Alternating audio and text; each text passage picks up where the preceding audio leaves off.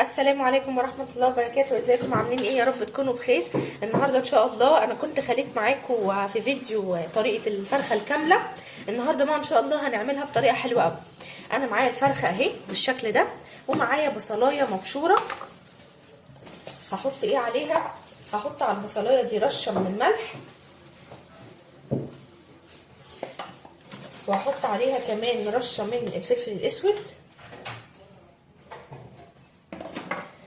وكمان هحط عليها رشه من البابريكا، واقلب البصله دي كويس اهو.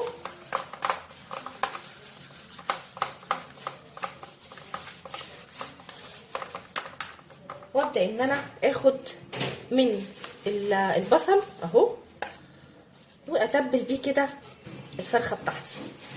التركه دي بجد بتخلي الفرخه من جوه طعمها يا جماعه تحفه، سواء بقى هتشوها زي ما هي او هتحشوها اهي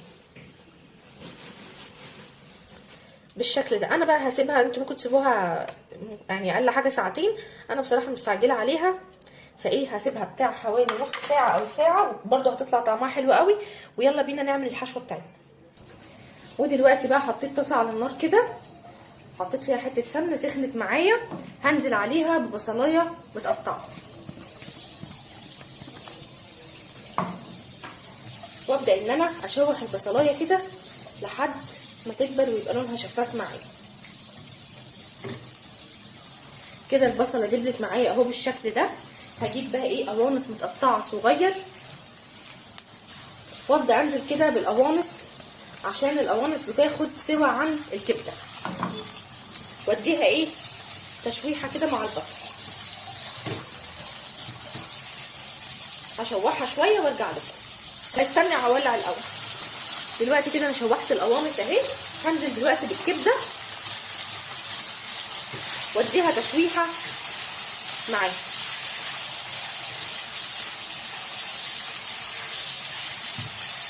دلوقتي انا اديتها تشويحه اهي. ده بقى ايه بسله وجزر كنت مفرزاهم في الفريزر. هبدا انزل كده بالخضار بتاعي،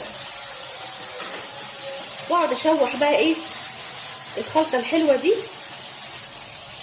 لحد ما تشرب من بعضها اهو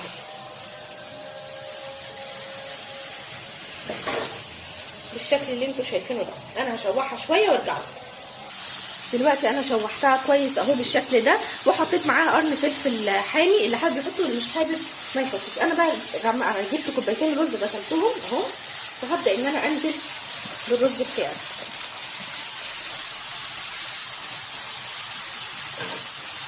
واقلب بقى ايه كل الخلطه الحلوه بتاعتنا دي.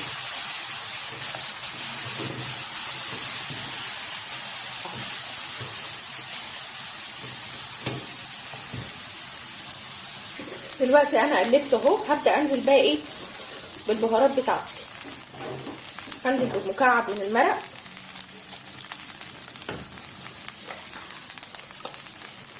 ورشه من الملح،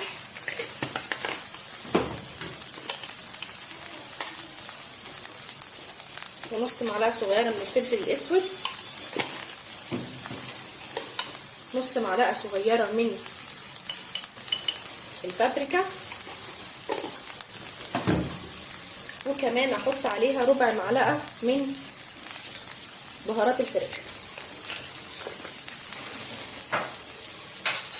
وهنبدا بقى ايه نشوح الرز بالبهارات لحد ما ايه ما يشرب من بعضه كويس قوي. انا هقلبه وافضل اشوحه شويه وبعدين ارجع له. ودلوقتي خلاص انا شوحته مع الرز كويس قوي.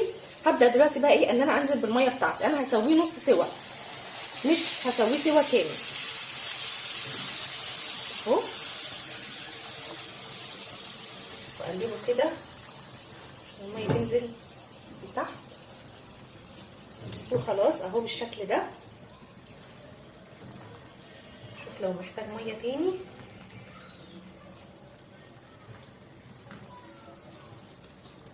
بس انا دلوقتي بقى كده هسيبه لحد ما يستوي نص سوا، هغطيه واحطه يستوي نص سوا وارجع لكم. ودلوقتي انا فرشت ورق فويل على الرخامه اهو، هو المفروض احط كمان واحده ورق زبده، بس بصراحه انا مش عندي فمش هحطها. ورحت حطيت الفرخه بتاعتي بالشكل ده. الرز استوى معايا بقى نص سوا، اخدت منه اهو كميه عشان احشي بيها الفرخه بتاعتي، وكملت الباقي هديت عليه على النار عشان يكمل السوا بتاعه.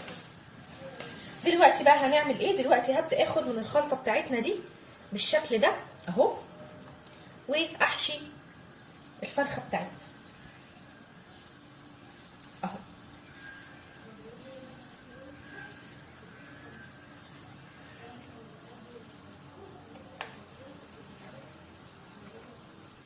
دلوقتي بصوا هبدا ان انا ايه افردها كده بالشكل ده اهو.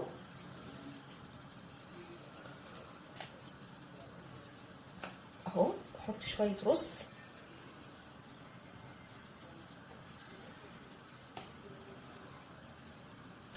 دلوقتي كده هبدا ان انا ايه اسحبها كده بالورق الفويل، وابدا ان انا الفها بالشكل ده. بس انا لفيتها اهو، وهبدا ان انا اضغط عليها بالشكل ده واكمل اللف كده بالشكل اللي انتوا شايفينه ده اهو. في حشوه كده ادخلها وهتبقى بالشكل اللي انتوا شايفينه ده اهي. دلوقتي بقى هعمل ايه؟ دلوقتي هلفها بالورق الفويل كده، اشيل الزيادات دي وابدا ان انا واضغط عليها كويس وانا بلفها بورق الفويل. وهاجي من الجنب ده كده واربطها كويس، وهاجي من الجنب ده كده واضغط عليها واربطها كويس، وهلفها بورقه فويل تاني وارجع لكم. دلوقتي انا لفيتها اهو بورق فويل وحطيتها في صينيه. هحط عليها بقى ايه كوبايه من الميه كده، كوبايه واحده من الميه، وانا مسخنه الفرن بتاعي. دلوقتي حطيت اهو كوبايه الميه وانا مسخنه الفرن بتاعي، هدخلها في الفرن لمده نص ساعه وبعد كده نطلعها ونشوف شكلها مع بعض. دلوقتي انا سبتها لحد ما استوت في الفرن، ودلوقتي طلعتها ايه بس هي سخنه جدا، فانا هسيبها لحد ما تبرد خالص وافكها ونشوفها مع بعض. دلوقتي انا فكيتها اهي وبردت، هحمرها ونرجع نقدمها مع بعض. ورجعت لكم دلوقتي بعد ما خلصنا الفرخه بتاعتنا كلها اللي احنا خليناها مع بعض وعملناها وحشيناها بقت رول بالشكل ده. وعملت الرز بتاعها اهو سويته، وعملت جنبها شويه من سلطه الطحينه. وده كان فيديو النهارده، يا رب الفيديو بتاعنا يكون عجبكم، وما تنسوش تعملوا لي لايك وسبسكرايب وتفعيل الجرس عشان يوصل لكم مننا كل جديد. باي باي.